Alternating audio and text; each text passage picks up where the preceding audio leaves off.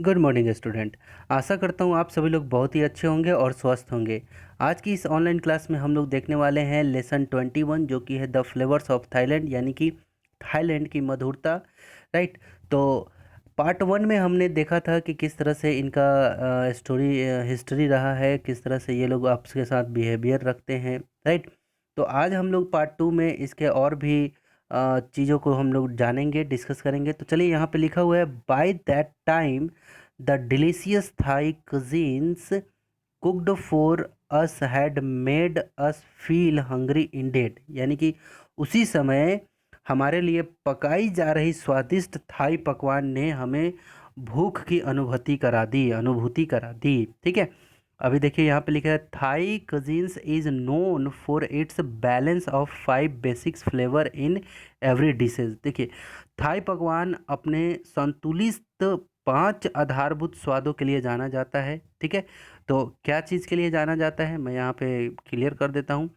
Hot यानी कि spicy होना चाहिए, गर्म स्पाइसी होना चाहिए। शॉर शॉर दैट मीन्स कि खट्टा होना चाहिए, मीठा होना चाहिए, नमकीन होना चाहिए, और बिटर टेस्ट होना चाहिए, एक कसैले स्वाद भी होना चाहिए। ये 5 टेस्ट है। One of the important ingredient is नपला, है ना। जो ये नमपला नमपला जो एक महत्वपूर्ण एक इंग्रेडिएंट है उनका, जो कि very aromatic and strong testing fees squad. ठीक है। जो कि अत्यधिक सुगंधित और कड़क स्वादिष्ट मछली की चटनी है ये। ठीक है। तो चलिए, यहाँ पे एक छोटा सा भी यहाँ पे एक ये दिया हुआ है इससे रिलेटेड। तो देखिए, Thailand's climate is tropical with frequent rain. Thailand की जलवायु बार बार होती है, थाईलैंड की जलवायु बार बार होती वर्षा के साथ उष्णकटिबंधीय है। ठीक है, आप लोग पढ़े होंगे। ठीक। ट्रॉपिकल, ठीक है, ये पढ़े होंगे आप। तो southern Thailand is hotter and more humid. ठीक है। दक्षिणी थाईलैंड अपेक्षाकृत गर्म है तथा अधिक नम। May and September warm and cloudy, यानी कि मई और सितंबर गर्म और बदलती बदलती सॉरी बदली बदली भरा होता है। ठीक है। यानी कि धुंध छाया रहता है। ठीक है। आगे देखिए, November to mid March cool dry and pleasant, यानी कि नवंबर और आधा मार्च ठंडा सूखा तथा सुखद होता है। ठीक है, नवंबर में। ठीक है, नवंबर से आधा मार्च तक। आगे देखिए, north east monsoon always prevails, यानी कि उत्तर पूर्व मानसून हमेशा छाई रहती है। ठीक है। अब चलिए, यहाँ पे चलते हैं। यहाँ पे हमने देख लिया था कि क्या क्या चीज़ें वहाँ पे था। ठीक है। ठीक। तो अब देखिए, यहाँ पे हम लोग चलते हैं। ए ट्रॉपिकल मील्स, क्या लिखा हुआ है, टिपिकल मील्स कंसिस्ट, देखिए यहाँ पे typical meal consist of sweet smelling jasmine rice. ठीक है। एक गर्म भोजन जो कि मीठी खुशबूदार जस्मीन चावल के साथ बनी होती है ना। जो कि अत्यधिक महंगा होता है, क्वाइट कॉस्टली, बहुत ही ज़्यादा महंगा होता है।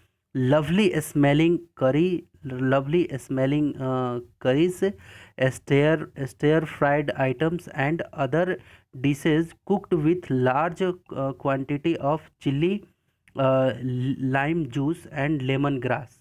तो देखिए, कितना मतलब ऐसा लग रहा है कि कब उस कंट्री में पहुंचूं, है ना। इतना ज़बरदस्त खाना है वहाँ का।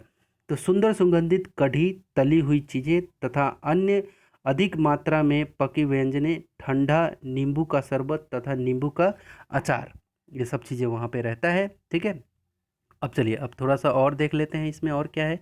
तो देखिए, यहाँ पे लिखा हुआ है क्या कि Mahadev also talked about the noodles, है ना। महादेव हमें नूडल्स के बारे में भी बताया।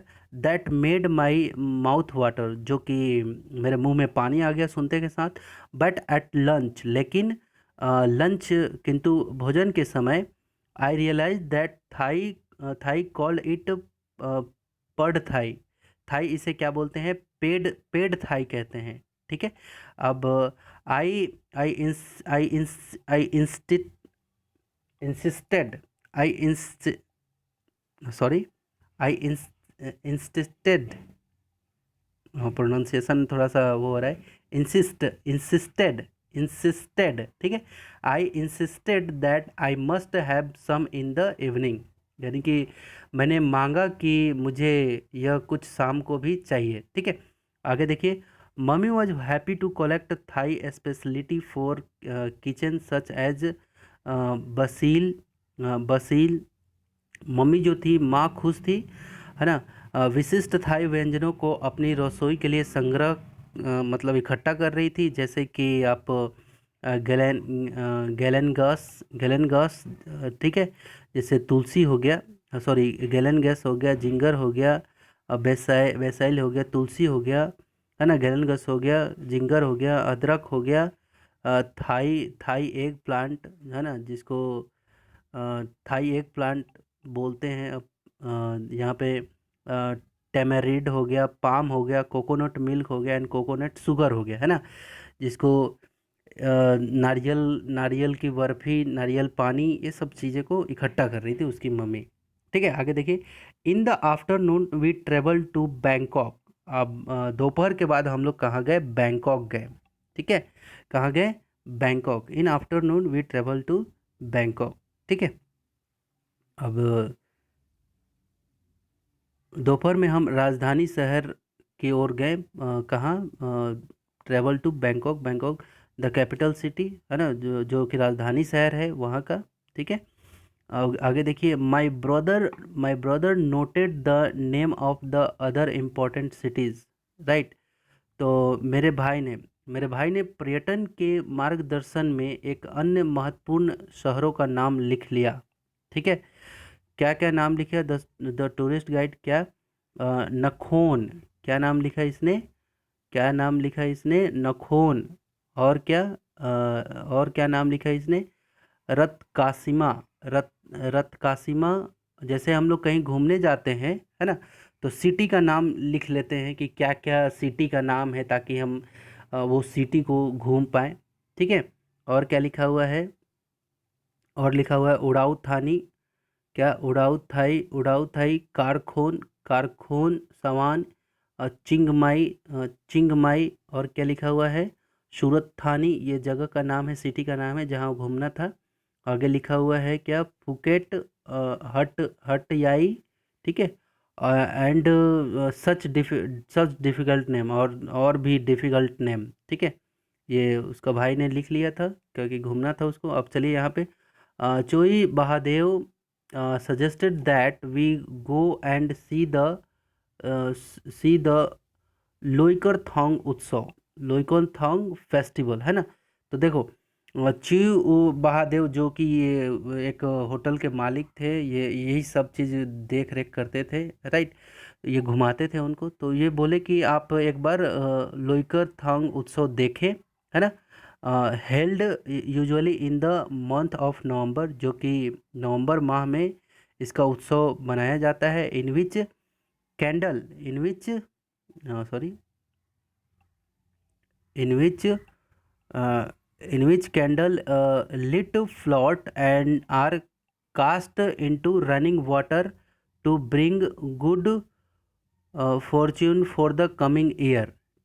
ठीक है, तो यहाँ पे देखिए, ये बोल रहे हैं कि नवंबर माह में जिनमें जलते हुए दिए बहते हुए पानी में तैरता हुआ रख दिए जाते हैं। ठीक है, और आने वाला साल खुशियों की सौगात लेकर आए। ठीक है, इस तरह से ऐसा कुछ रहता है, कमिंग ईयर। ठीक है, आगे देखिए, we we were lucky to see the elephant round. हम खुशकिस्मत थे कि जो एलिफेंट राउंड कुछ होगा। अब द सुरीन वेयर द हाथियों का भ्रमण के लिए, सुरीन में यानी कि हाथियों का भ्रमण के दौरान देखा। ठीक है, यहाँ पे लिखा हुआ पाकीडर्मस थिक स्कैंड एनिमल, जो कि काफ़ी मोटी खाल वाला, जिसका खाल यानी कि चमड़ा काफ़ी मोटा होता है। Play football was not that great. Football खेलते हैं, क्या वह अनोखा नहीं था? बहुत ही अनोखा था। यहाँ देखो, ये फुटबॉल खेलते हैं ये एनिमल, तो ये भी देखे वो लोग। कि किस तरह से एक एलिफेंट, जो कि मोटी खाल वाला जानवर, बोल रहे हैं कि किस तरह से ये फुटबॉल खेलता है, ये खेल भी देखे, राइट। तो आशा करता हूँ आपको ये लेसन काफ़ी अच्छे से समझ में आया होगा और आप परिचित हो पाए होंगे थाईलैंड से, राइट, और बैंकॉक के किन किन अलग अलग शहरों से, राइट। तो अगर आपको कभी भविष्य में लगे कि हमें एक बार थाईलैंड जाना है तो आप घूम के आइए, राइट। तो मिलते हैं अगले नेक्स्ट वीडियो में। और आपको करना क्या है कि जिस तरह से मैंने रीडिंग स्किल किया है उस तरह से आपको रीडिंग स्किल करते हुए आपको इसके हिंदी में ट्रांसलेट करना है और बार बार आपको ट्रांसलेट करके इसको आपको कंप्लीट करना है। तो ये आपका टास्क रहेगा और मिलते हैं अगले नेक्स्ट वीडियो में। तब तक के लिए टेक केयर, बाय बाय।